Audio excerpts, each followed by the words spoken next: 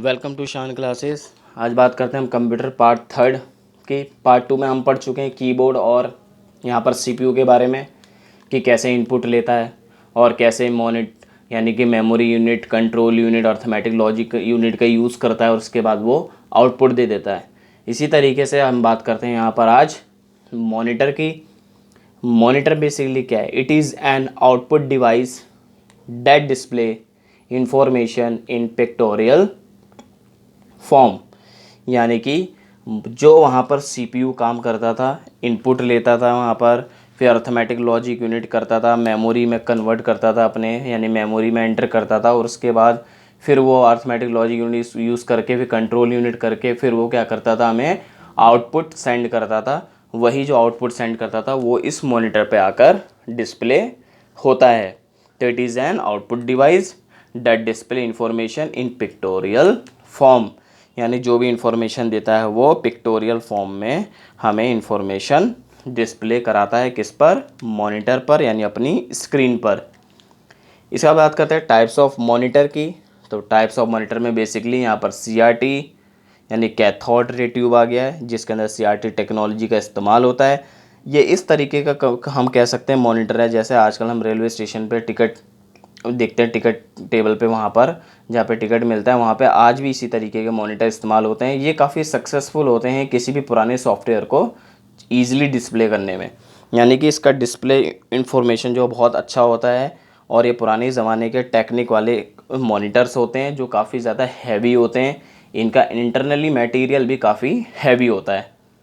फिर बात करते हैं एलसीडी की। इसके बाद थोड़ी सी एडवांस टेक्नोलॉजी आई और हम एलसीडी ले आए, यानी लिक्विफाइड क्रिस्टल डिस्प्ले। अब इसमें क्या है, थोड़ा सा स्क्रीन का फ़र्क पड़ता है क्योंकि यहाँ पर क्रिस्टल्स होते हैं। क्रिस्टल्स जितने ज़्यादा क्रिस्टल्स होंगे उतनी ही ज़्यादा लाखों करोड़ों क्रिस्टल्स होते हैं, जिसकी वजह से स्क्रीन क्लियर दिखती है।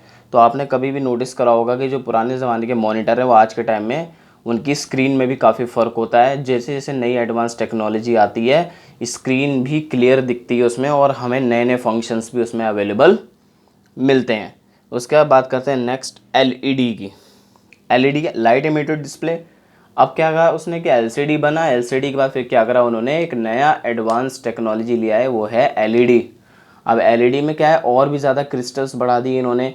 यहाँ पर क्या है कि जैसे हम आँख देखते हैं तो आँखों पे जोर पड़ता है, हमारा चश्मा लग जाता है। तो आज के टाइम में ऐसा नहीं है। एलईडी में कई सारी ऐसी टेक्नोलॉजी जो आई कन्वेंशन होता है कि अपने आई के हिसाब से आप टीवी की स्क्रीन को मेंटेन कर सकते हैं, कम ज़्यादा कर सकते हैं, जैसे सेल फ़ोन में होता है। इस तरीके से नई नई टेक्नोलॉजीज़ आ गई हैं। तो नई एडवांस एलईडी के अंदर ये सारे फंक्शंस आपको अवेलेबल मिलेंगे। एचडीएमआई ऑप्शन आने लग गया है, आप मोबाइल से कनेक्ट करके अपना सारा काम कर सकते हैं। तो इस तरीके से आप कंप्यूटर लैपटॉप में भी काम कर सकते हैं। तो इस तरीके से नई नई टेक्नोलॉजीज़ आ गई हैं और जैसे जैसे मॉनिटर्स की टेक्नोलॉजी बढ़ती गई और ये नए नए अपने मॉडल लाते गए और वो एलसीडी से एलईडी तक में कन्वर्ट हो गए। फिर बात करते हैं यहाँ पर माउस की। माउस के फीचर्स बेसिकली क्या है, दो बटन होते हैं लेफ़्ट और राइट में, बीच में जैसे स्क्रॉल बार होता है, स्क्रॉल व्हील भी कहते हैं इसे, जो क्या है फंक्शनल एज अ बटन है, बटन के जैसा ही काम करता है ये भी।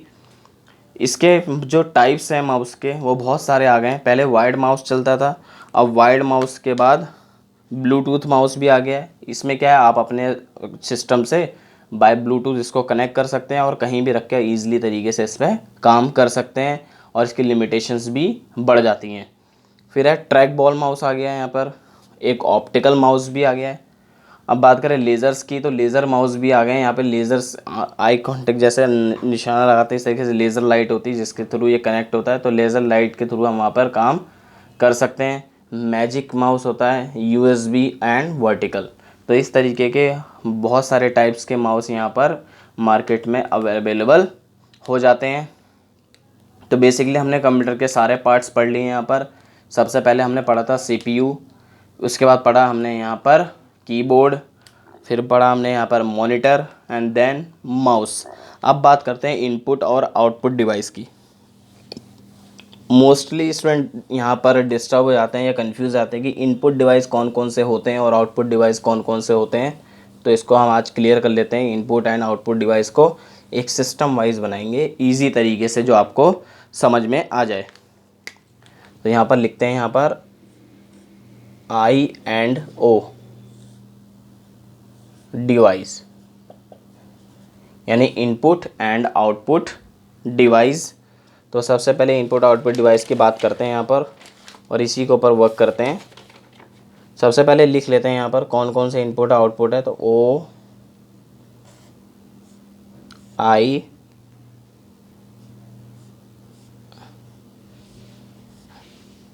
फिर ओ फिर आई फिर ओ, यहाँ पर बना लेते हैं ओ आई आई एंड ओ। अब देखते हैं कौन कौन से इनपुट होते हैं, कौन कौन से आउटपुट डिवाइस होते हैं, वो यहीं पर हमारा क्लियर हो जाएगा। तो सबसे पहले बात करते हैं कि आउटपुट डिवाइस की। तो सबसे पहला आउटपुट का जहाँ नाम आता है तो सबसे पहला नाम आता है यहाँ पर मॉनिटर।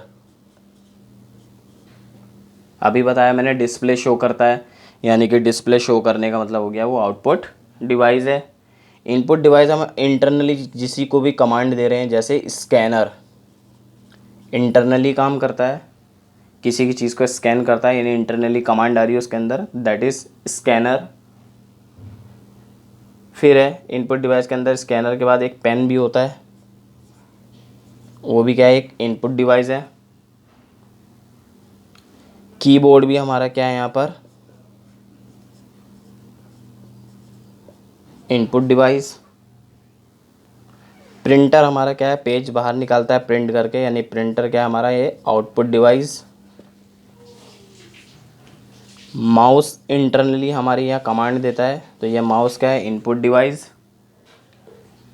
स्पीकर साउंड्स बाहर की आवाज़ को शो करते हैं, तो ये क्या है, आउटपुट डिवाइस।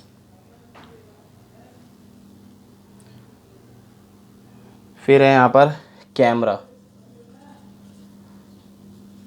Input device. फिर है यहाँ पर touch pad, input device. And यहाँ पर आउटपुट डिवाइस हेडफोन। तो ये कंप्यूटर के सारे पार्ट्स हैं जिसमें हमने आपको बता दिया यहाँ पर कौन कौन से इनपुट डिवाइस होते हैं और कौन कौन से आउटपुट डिवाइस होते हैं। आउटपुट 1 2 3 4 ये आउटपुट डिवाइस है हमारे, monitor, printer, speaker and headphones. Input device की बात करें तो 1 2 3 4 5 और 6, यानी कि scanner, pen, keyboard, mouse, camera and touch pad, ये सारे क्या हैं हमारे इनपुट डिवाइस हैं।